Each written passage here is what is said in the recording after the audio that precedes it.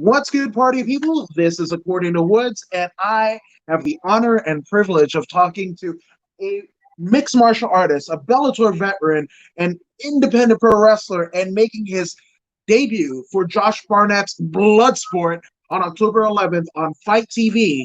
He is the one and only Matt Makowski. Matt, how are you, my man? I'm doing great. How you doing, Adam? Good, good.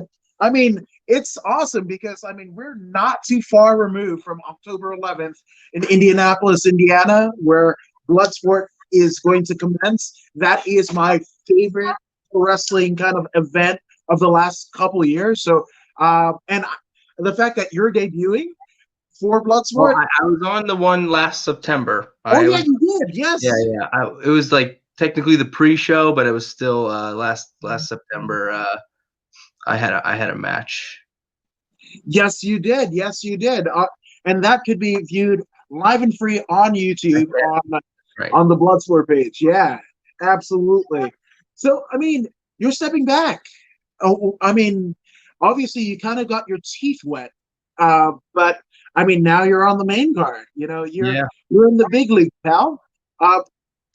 What was it like to get the call the first time, and then this time from the War Master Josh Barnett, MMA and pro wrestling great? The first time last year, I'm technically 6 months into professional wrestling, at least after my 6 months after my professional wrestling debut, and I remember it was very late. It was a Wednesday, after midnight, and I got a message on my phone that they were looking to book me for Bloodsport. So it was absolutely one of my goals. Just starting this professional wrestling journey was to be part of this show. So it was really like a dream come true. And it's where I want to be. It's where I think I belong. And it's up to me to continue to prove that and make the most of the opportunity. No, 100%. And in terms of your professional wrestling career, we're just shy of like 2 years in the game, and to do back-to-back Bloodsport shows and kind of being a linchpin in GCW, that collective, that's got to be pretty cool. Yeah, I'm over the moon. It's awesome to be involved in the upcoming collective, especially after we had to cancel, understandably so, in April. So I was thrilled to be able to get the opportunity again to be on Josh Barnett's Bloodsport. No, 1,000%. But pro wrestling, that's one part of your esteemed career thus far. But you're a mixed martial artist. You got to the pinnacle of Bellator. That's one of the premier MMA organizations in the world, right? So how did combat sports as a whole come into the ethos of one Matt Makowski? Well, we're gonna go back a bit. It all started. It was in high school, which for me was 2000 to 2004. I had friends that trained traditional martial arts, like they took kung fu, and I was an athlete, but not really. I didn't train kung fu with them, but they were into the UFC, and they were the ones that showed me the Ultimate Fighting Championship for the first time, and I was like, this is awesome. So we would that was only when it was like 6 times a year. It's like 60 times a year now, so it's a little bit more. But so back then, when there was a UFC on, it was like 5 fights, and it was a big deal. So I always really looked forward to it. And we got into like MMA ourselves. Like, again, they were training like their martial arts, but then starting to mix in some like jujitsu and stuff. And we would like wrestle around. We had some like Gracie jiu-jitsu books, and we would try to like study and do moves and stuff. We even ended up, I mean, I don't know if I've said this much before, but we had like a kind of a fight club in high school. It's like if you talk to anybody from my childhood, it was kind of infamous. So there's video too. I have it. That's not out on the internet, but maybe one day. um, so yeah, and then so like graduating high school and thinking about college and stuff. It's like, well, what are you gonna do, Matt? And like, I was into like filmmaking and making movies or videos and stuff. And I also though was into MMA and was like, this might be something I want to do. So I tried to like kind of make the best of both worlds. And I was looking at Temple University, and but kind of before I looked at Temple University, I checked out Philadelphia and see if there was any MMA schools in the area, MMA academies. And there was, not too far from Temple's campus. So I was like, all right, I think I'm going to go to Temple. But I mean, I'll say this now because it was a long time ago and everything's turned out pretty fine. But yeah, it was kind of the plan the whole time, was to just do the MMA thing. Not that I graduated, I have a degree and all that good stuff, but I really, it was MMA all the way, I guess. So yeah, I started training when I was 17, and I was very lucky that the academy I was at was sort of like uh, on the forefront of mixed martial arts training, in that they had grappling and striking training there in the same building, which was rare. This was 2004.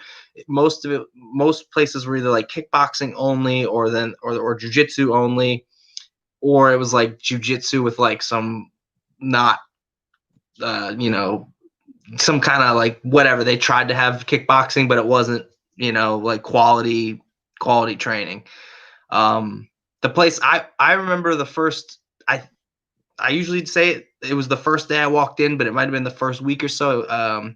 Eddie Alvarez trained at the gym I was at. Yeah, he's a guy I look up to still a lot, and sort of try to emulate during my career. But another guy, Zach Makowski, who was a Bellator champion, he was training there. So those guys were big like role models to me, and I looked up to them a lot. And there was a lot of politics and things that happened at the gym. They ended up splitting off and forming their own gym with another trainer. But I ended up staying at this other gym, and yeah, I think I had my first amateur fight after 6 months. It was like I started out just kickboxing. Kickboxed for a little bit, did some grappling tournaments, and then because MMA wasn't even in 2004, it wasn't even legal, or they didn't have amateur. It was pro or nothing. So like, yeah, it was pretty serious to kind of get into at that time, or it was still very taboo. It wasn't legal in most states. It was like, we live right near New Jersey, but it wasn't legal in PA. Yeah. So right around that, I think 2005, 2006 is when New Jersey started amateur mixed martial arts. And I think I had my first amateur MMA fight in 2006. And it kind of went from there. I did really well. I never lost an amateur MMA fight. I was 6-0, and then went pro in 2007. First fight was against Gracie Henzo black belt. I was a blue belt at the time. I was able to, but again, like I mentioned earlier, I had a striking advantage. Our gym was just pretty, I'd say ahead of its time as far as striking training goes. So I almost throughout my entire career, I had a striking advantage in every one of my fights. And I think that's going to play into Bloodsport in a little bit. But Um, yeah, the only time I didn't have a striking advantage is when I fought Joe Schilling in my second fight. So that made me that made me pretty nervous because it was very.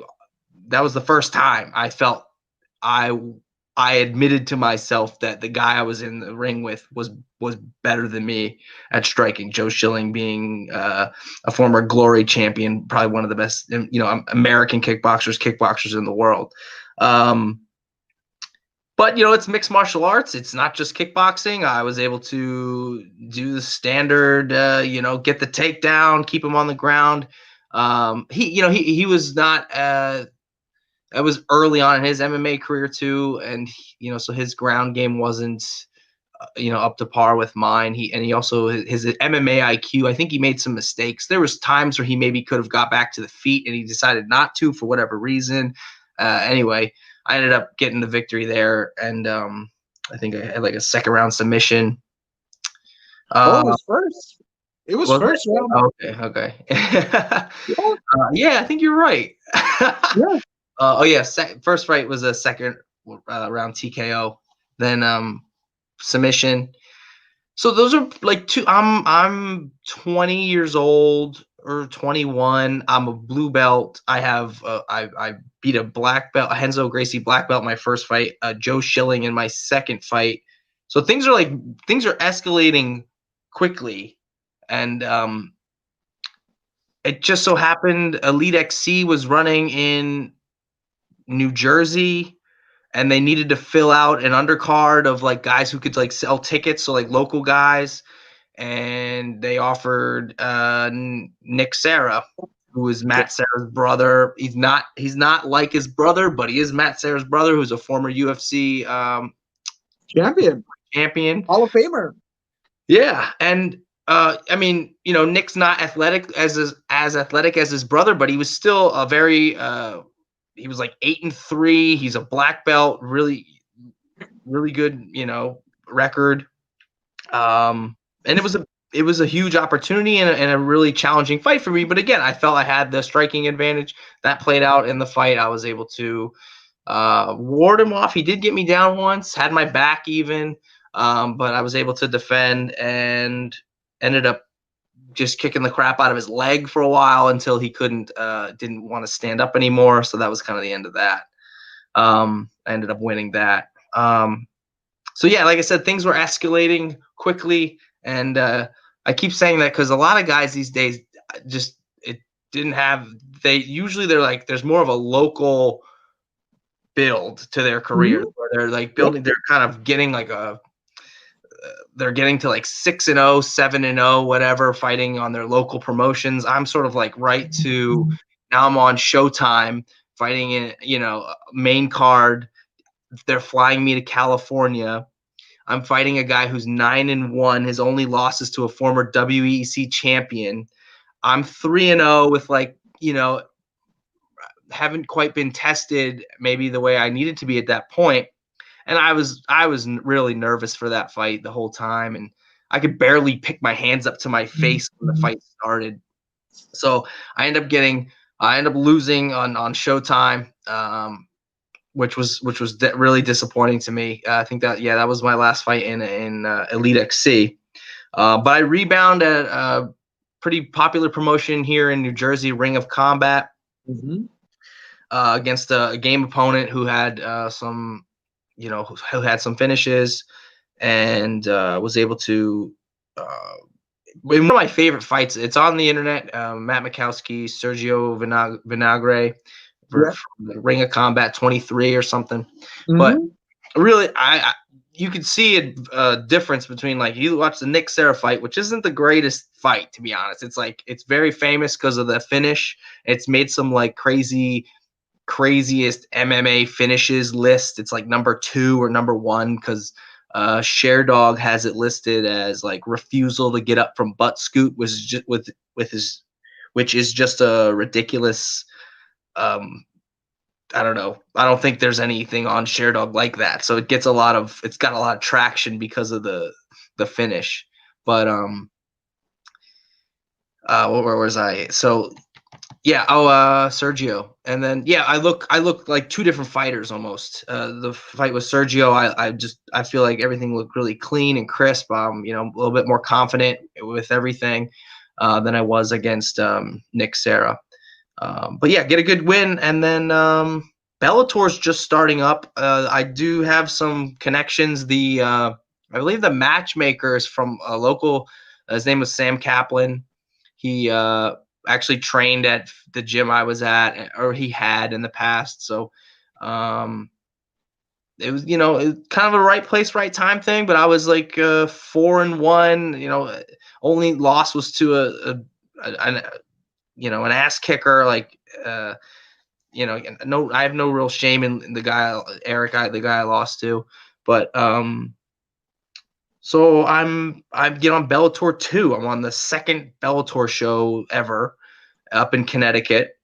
Um, yeah, I mean it was cool. I trained with Wilson Hayes, who was he was on that show as well, and was he a Bellator champion, or he won? Maybe he won. He Well, had the Elite I, XC title. I want to say, I mean, you see, he challenged for the title. Yeah. You're right, I believe against Mighty Mouse. Well, he's fought for a title in like every major promotion. Promotion, yeah, absolutely. I think he had the Elite XC title. Right, yeah, that I is think it. he beat a guy named Abel Cullum on that show that I lost, actually. So, and then, yeah, Bellator, I believe he had fought for the title, maybe against one of the Ferreira brothers, the Pitbull. Yeah, one of Maybe. the either Patricky or the Yeah. other one, right? Yeah. But anyway, yeah, me and Wilson kind of were got into Bellator, and yeah, that fight. That's the fight every year. It's like April 10th or 11th. I put out like a hit on my social media. If anybody can find a video of that fight, because it was on the undercard of like ESPN Deportes. Yeah.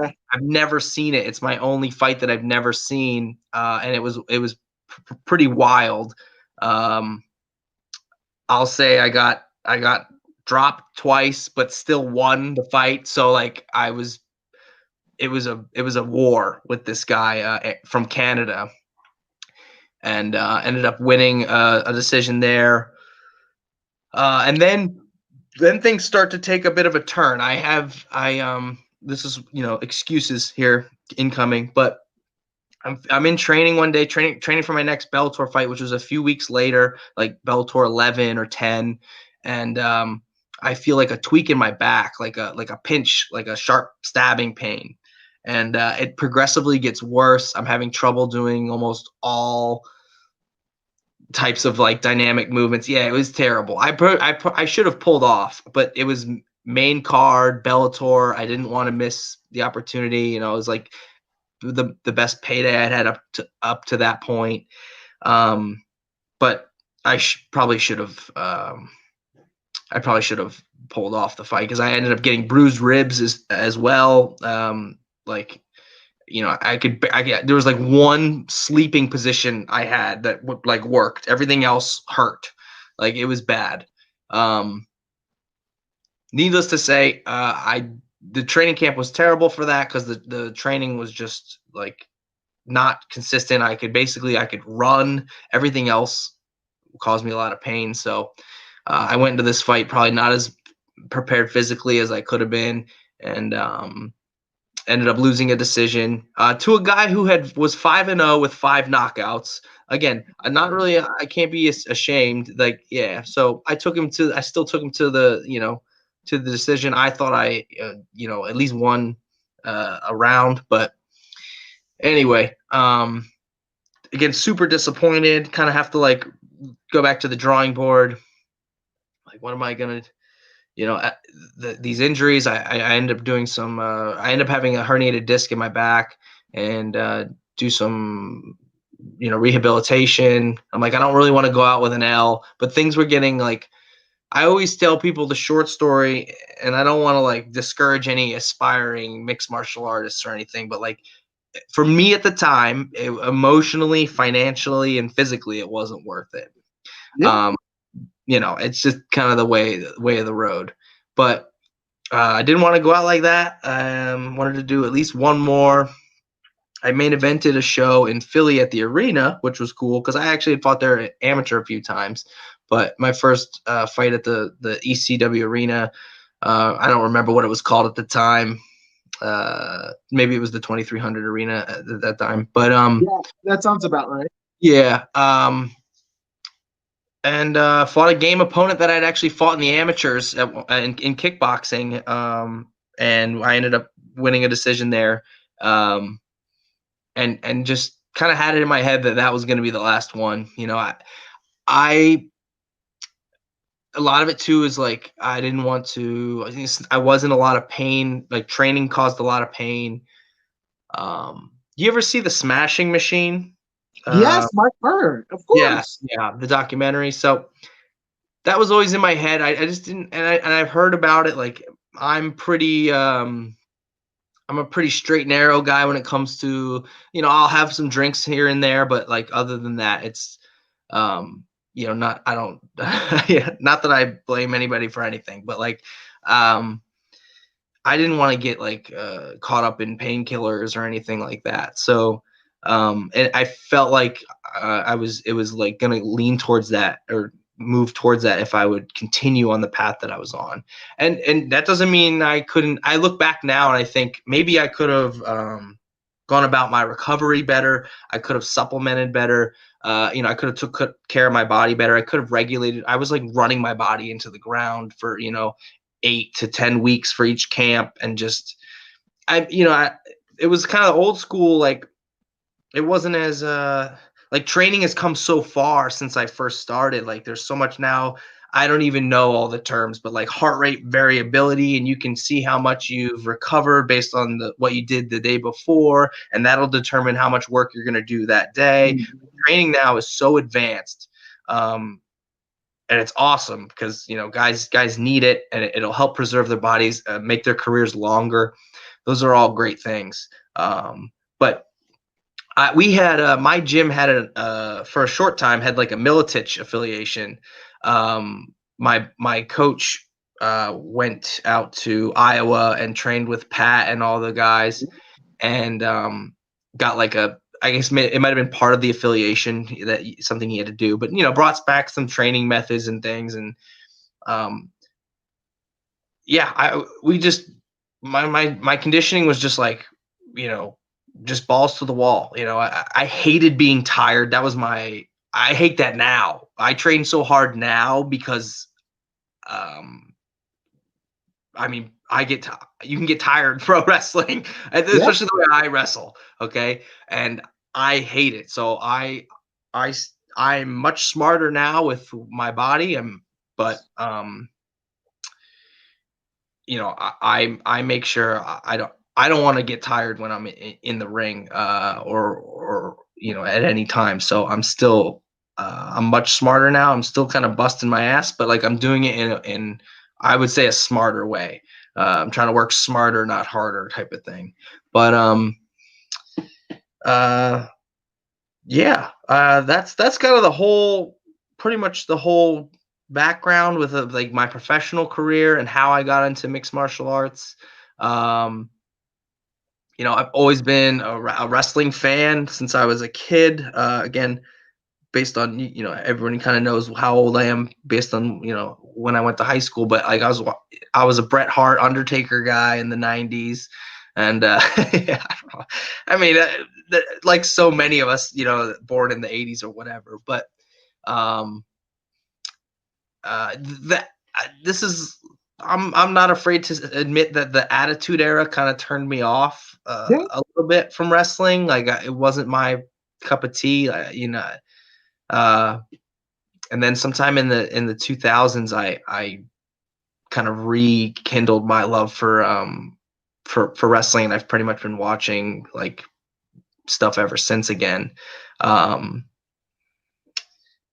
yeah, and then as far as getting into like pro wrestling, it was always something I like messed with. Even like back in like the late 2000s or maybe the early like 2010s, I was like, man, this is something I'd maybe want to do. Yeah. And I would like go to like wrestling school websites and like kind of just like browse around and see what this is all about. And Um, and I was really worried the whole time about my body. Like I wasn't sure what to expect out of pro wrestling training. Yeah. I already had like a respect for what the athletes do, and it wasn't something where it's like, oh, that's easy, or like, no, I knew that some of these guys are like the best, still the best athletes in the world, and that they're that for a reason. Um, so I was worried my body wasn't going to be able to handle it, and I was kind of setting myself up again for like a situation where I was, it wasn't going to be worth it for me, or I would hurt myself, or what have you. Um, the school I started at, the Wrestle Factory, offered like some free workshops, so it was like, yeah, it's great. It's Yeah. Other schools should do that, but like no obligation. It's literally you just come in and they like show you a couple basic things, and basically give you a little intro to wrestling. And I was like, what do I got to lose? I might as well do this. I'm gonna pull the trigger. I was nervous, but like, hey, I want to see if this is something I can do, and we do it. And then they also offered like sort of like a non-committal. You just pay a little bit of money and you get like 7 weeks of training. And so that was like the next step. And so I did that, and I loved it, and my body felt fine. And then I ended up just jumping into full-time training, and it's just been rolling ever since, really. I think it's amazing because first off, so going back to the MMA stuff, Schilling's a friend, right? Right where I am, I'm probably about 10, 15 minutes away from the yard, right? And I think the last time that I went was actually to interview Daniel Rodriguez, who's now in the UFC. And I walk into the yard, and I've been there before, and it's a Muay Thai gym. It's a kickboxing gym, almost like Thailand. It's dingy and sweaty, but all a bit gritty. It's almost this kind of facsimile of what training in Thailand is, right? And I walk in, and there's actually mats in the yard, right? There's mats at the corner of the yard, and it's Joe Schilling, Mickey Gall, Yves Edwards, and Daniel Rodriguez all rolling jiu-jitsu. And I'm like, Yeah, what are we doing? This is crazy, yeah, And again, that's a Muay Thai gym. I've interviewed guys and gals out of there. Lady Killface, Natalie Morgan, who's from there. I've been there countless times, but okay. that's a straight up stand up gym. Yeah, yeah, No, there was like mats in the yard. I was just like, yeah, what are we doing? But yeah, there aren't. There aren't too many people that have. Wins over Schilling. We're talking about. The likes of, oh, like Melvin. Tony Ferguson. Whole, yeah. that's I who. I have a funny game where it's like 7 degrees of Kevin Bacon, but but once Joe beat Melvin Manhoff, it opened up the floodgates. It was like you could track me if you base it off of this guy beat this guy beat this guy beat this guy. It's like I beat like Fedor and a whole bunch of other people because Joe knocked out Melvin Manhoff, Yeah. and yeah, Melvin beat like, I don't know, like Mark Hunt, and Mark Hunt beat somebody else, and then I don't know. Oh, here's a quick one So for you. funny. You don't even have to do that much math, right? No, yeah. So, MMA math. So you beat Joe Schilling, who Uh, Tony Ferguson beat at TFA 12, who ended up being a UFC interim champion. yeah, So yeah. technically, you're the UFC interim champion of the world. Well, you're right. Just saying. And that's like really 3 degrees. There you Yeah, go. You don't even need six. Yeah, that's crazy. absolutely. Now, obviously, my influences were Bret Hart and Randy Savage, and that was the first, you know, combat sports anything that I had done in a ring, and then later a cage. Uh, we're talking Savage and Hart, 1987, on Saturday Night's Main Event. It's a classic match. But those were my lineages of, especially in regards to pro wrestling, like who are legit. You know, if you come from if you beat Macho, if you beat Bret Hart or Jim the Anvil Neidhart or the British Bulldogs, anybody that came out of that Calgary scene, you were, I'm sorry, you were the shit. I'm just Yeah, saying, yeah. right? So with that all being said, right, um, Dan Severn comes to the WWF in, I want to say, like 96, 97, right? Okay. And he comes in with like three belts that are not WWF belts. And I'm Mm. all like, what are we doing? Because I knew enough about, Vince McMahon, and, like Ric Flair couldn't come in as Ric Right. Flair, right? Yeah, Or I yeah. mean, kind of did. But, Dusty Rhodes, right? He went from the American Dream to, like a plumber, right? So I Mhm. knew you couldn't just show up on WWF TV, especially acknowledging another, federation, let alone like two, right? Yeah. And Dan Severn comes in, flanked by Jim Cornette, and it's the belts that he has is the 10 pounds of gold, NWA title, and Mhm. then the UFC Super Fight Championship and the UFC Heavyweight Championship. And Mhm. I was like, whoa. And he walks down you know, the ramp, and he gets in the ring with Owen Hart. And again, what I knew of wrestling at the time, those other, all it's fun and games up until you get to the Hearts, because you've Yeah. got the Hearts. Literally, Stu Hart had 12 kids. All the boys are wrestlers. All the girls are basically married wrestlers, and the wrestlers that they married in British Bulldog and Dynamite Kid and Jim the Anvil Neidhart. Well, those are my favorite wrestlers too. Yeah.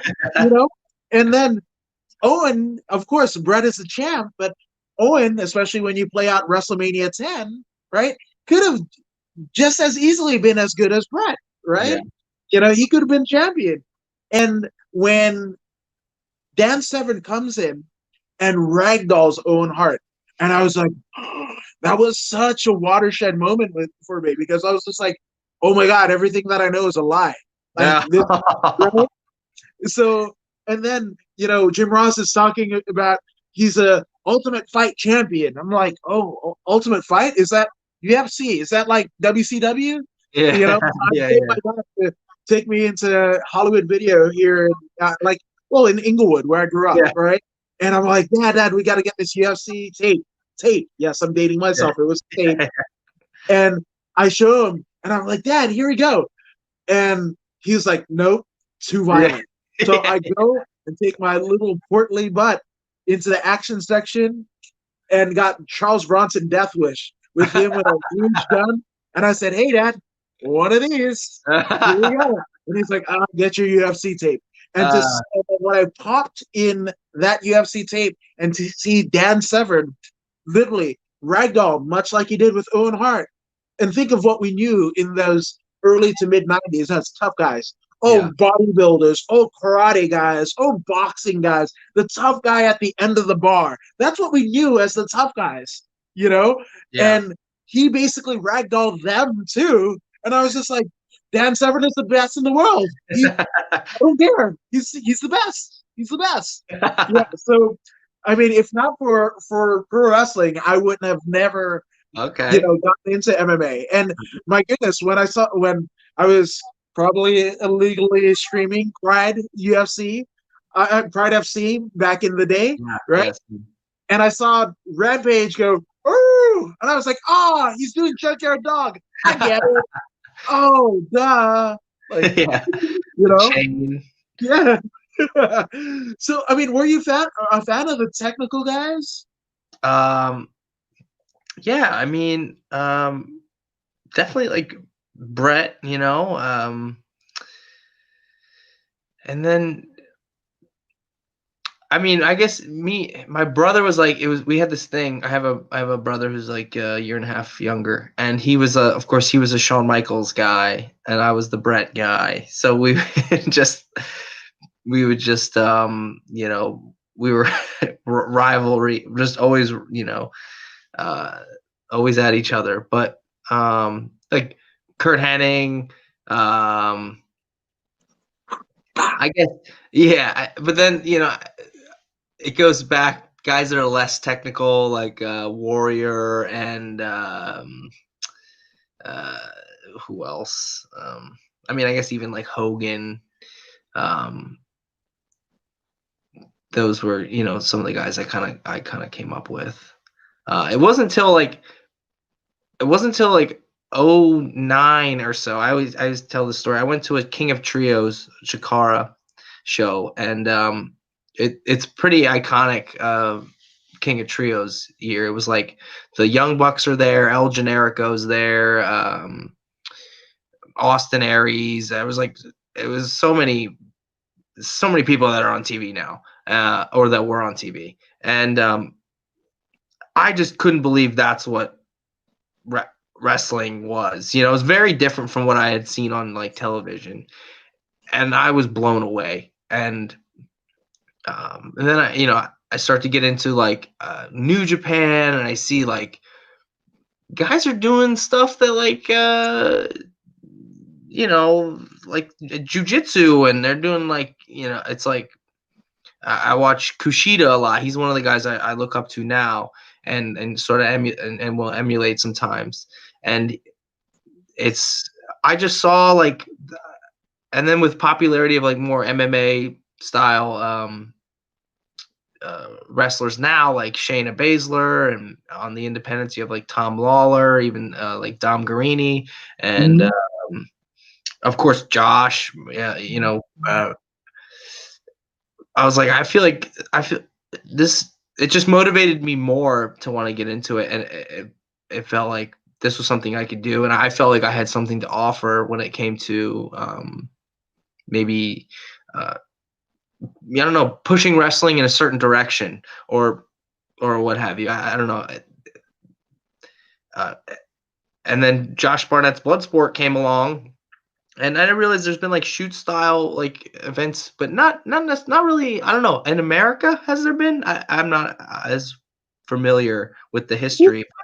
It's more Well, been like okay, in so Japan. theoretically speaking, right? I mean, not to say that, strong, like in the guise of like strong style matches, as from New Japan or what have you. But I mean, when you talk about showcasing like, you know, elite athletes, from I guess quote unquote mainstream sports, Olympic sports. You had none other than the AWA, the American Wrestling Association, with Vern Gagne in Minnesota, where guys like Kurt Hennig and Okay. Rick Rude and the Road Warriors, rest in peace, Animal. Those guys, coming out of Robbinsdale, Minnesota, and Robbinsdale High School, and you saw like Brad Reagans, who's a Olympian. Ken Patera started there. I mean, when you talk about the camp of the AWA, you had guys like Billy Robinson, right? The Mm. the man who Yeah, yeah, helped train the War Master himself in yeah, South yeah. Florida. That guy right there, Billy Robinson, as the coach, and he was stretching out a young Hoshiro Versari, later to be named as the Iron Sheik, right?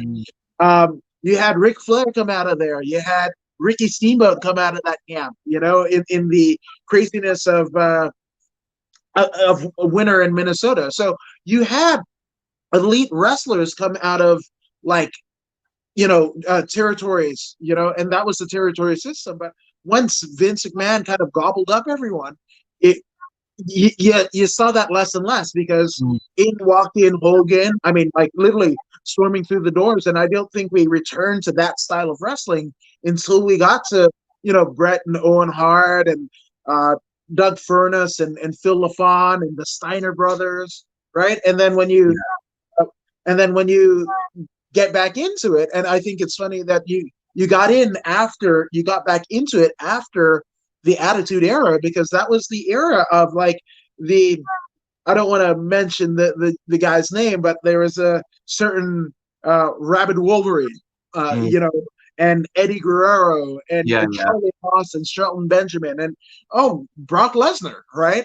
Those are yeah, the guys that were kind of technical. So I think it's funny that you kind of you check back in after kind of a sabbatical yeah, right around that time. yeah. Um, yeah. I mean, it's I what Josh is doing with Bloodsport is those are the types of matches that I want to be in, that I want to watch. Like it was a match with one of the more recent matches that I really enjoyed was Thatcher and Riddle had like some kind of, I can't remember the crazy name of the match, but it was really good, and it was exactly the type of wrestling that I like to watch right now. Not that I don't enjoy a lot of other stuff, but it's definitely like right up my alley, you know. No, 1,000%, 1,000%. Which you know we're October 11th, and it was just announced on both the Josh Barnett Bloodsport social media pages, along with Josh Barnett's, personal page himself. It's announced you've got an opponent, you've got a fight, and that fight is with none other than former NXT champion, uh, part of the MLW Contra unit, the one and only Simon Grimm, That's right. who, yeah. So, I mean, when that came down the pipeline, like, what was your response? Yes. I was excited, and I get I'll like how do I want to phrase this? I almost get offended when people say they want to wrestle me, or when they want to whatever, because I'm like, oh, you do, and not to say I'm excited to wrestle Simon because of the challenge and the stylistic matchup. Um, that's why I'm excited, because it's gonna be a fight. It's gonna be it's besides maybe, I don't know, there's a few guys on the card that would probably fall into that same category, but he was definitely one of them. He does have a similar skill set. We both utilize the armbar a lot, uh, and it's kind of like the battle of the armbar guys, if you will. I mean, um, so I'm very very much looking forward to October 11th. Um, No, as am I, as am I. And funny enough, I had Simon on this very podcast last week, and it was kind of funny because we actually cut a promo 2 years to the day, right? Like 2 years prior at a indie show, Bumps and Bruises in downtown LA, where it was kind of centered in little Tokyo, and he cut promo that for whatever reason got left on the Bumps and Bruises cutting room floor. I don't know why, but that happened. But he was talking about the samurai, and how they would have to cut off a finger to kind of remind themselves, like, hey, I'm getting ready for battle, something to that effect, right? So if you guys are both aficionados of the armbar, right? If you guys are aficionados of the armbar, right? Your your fingers. Those are things that you would need to kind of apply said armbar.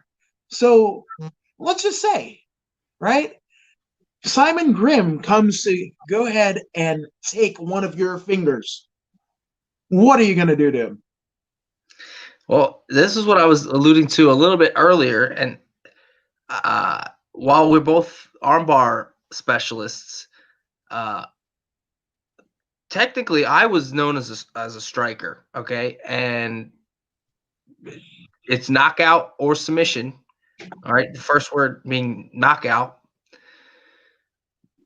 I don't know, that's what from what I've heard, that's what kind of stood out about my match last year was the striking, and I was wrestling a wrestler, like an amateur, strong amateur wrestler, and The striking was the difference. I think it's going to be the same thing again.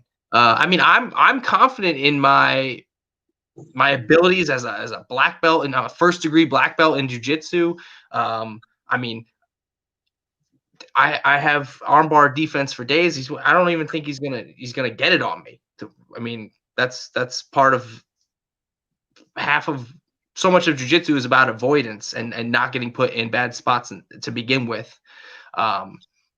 So one, he's gonna have to get me down,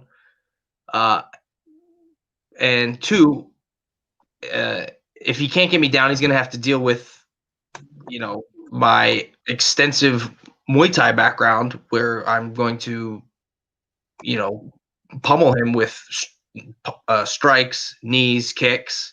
That's a huge part of my game that I think gets overlooked because striking doesn't have like that kind of prestige like jiu-jitsu has, where there's a belt system. And I think jiu-jitsu has done a pretty good job of like protecting.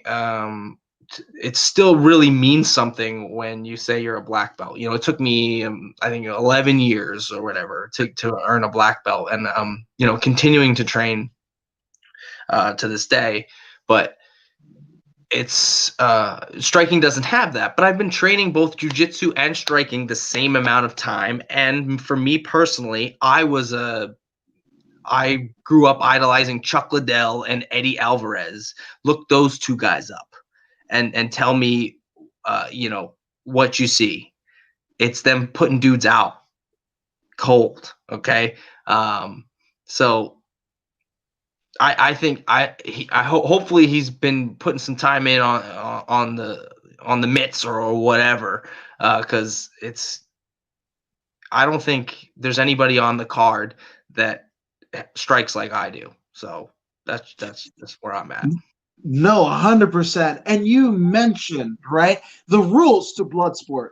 It's knockout or submission only, right? Only. There's no pins. Exactly. There's no DQs. And, right? I would like to mention that again, even though I'm in the infancy of my professional wrestling career, I have only won by knockout or submission. I've never won a match by pin. Okay. And I've won more matches than I've lost to this point, I believe. But I've only won by knockout or submission. So I don't pin people anyway. Yeah. Which, again, I think this is an environment which suits you quite well, person MMA, because knockout and submission, that's all you've done. Exactly. All you've done in your combat sports career, to the Fight Club of your youth, right? Your MMA career, and your professional wrestling career. It's something that precedes you, right? So this makes you uniquely suited for Bloodsport and to draw blood. And I can't ever take this opportunity lightly. I can't assume there's going to be more opportunities like this down the road. This could be my last time. You never know what happens. But Josh Barnett's Bloodsport is absolutely a show I want to be on every single time. And I'm going to prove why I should be on that show every single time on October 11th. I love it. I love it, my man. Now, I mean, obviously, there's been a litany of people that have helped you get here and get ready for October 11th. So let's get some shout outs out of the way, my man. Well, I train and coach at a gym in South Philadelphia called Royal Striking. We do MMA, we do jiu-jitsu and Muay Thai classes there. I also train at that's with Aaron Meisner. He owns the gym there. He's he was on Tough season 7, I believe, but he's a friend of mine going way back.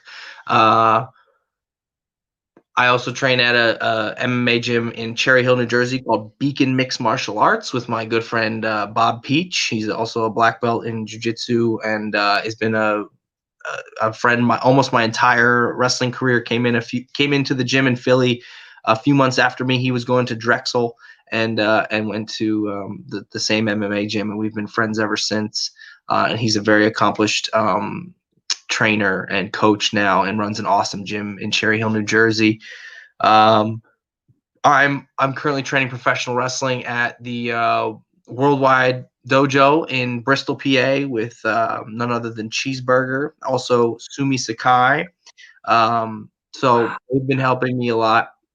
Sumi was on the Bloodsport last year in September as well. She's got a judo background, a mixed martial arts background. So her style has been great for what I like to do in the ring. Yeah. Damn right. Now, for those who haven't already done so, where can they find Matt Weapon X Makowski on social media, my man? I'm on Twitter. It's at the Matt Makowski. And then I'm on Instagram at Matthew Makowski, my full name.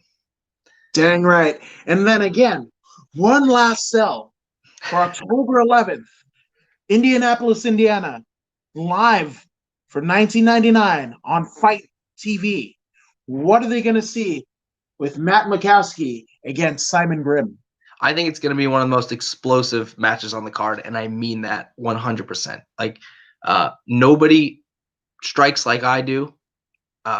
Maybe on the independent scene, maybe in all of wrestling.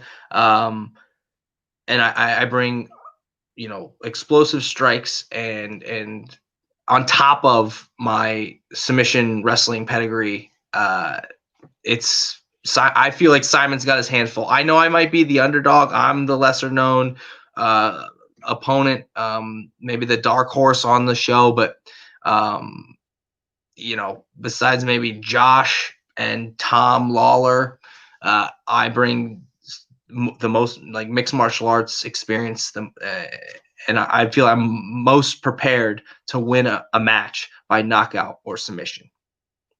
I love it. I love it. I've already got it pre-ordered, and you should too. And if you guys do it right now, go ahead and pre-order Josh Barnett's Bloodsport on Fite TV, and you get a $4 credit towards a next thing. Hey, you might even grab one of the other Josh Barnett's Bloodsports as you're waiting for October 11th. I did, so you should too. But Matt, it's been an honor and privilege of having you here, and we can't wait to see you October 11th on Fite TV for Josh Barnett's Bloodsport. Dude, and if you haven't already done so, hey, former WWE Mae Young Classic competitor Zeta Zhang has a message for you guys. Hey, this is Zeta Zhang. Make sure you subscribe to According to Woods YouTube.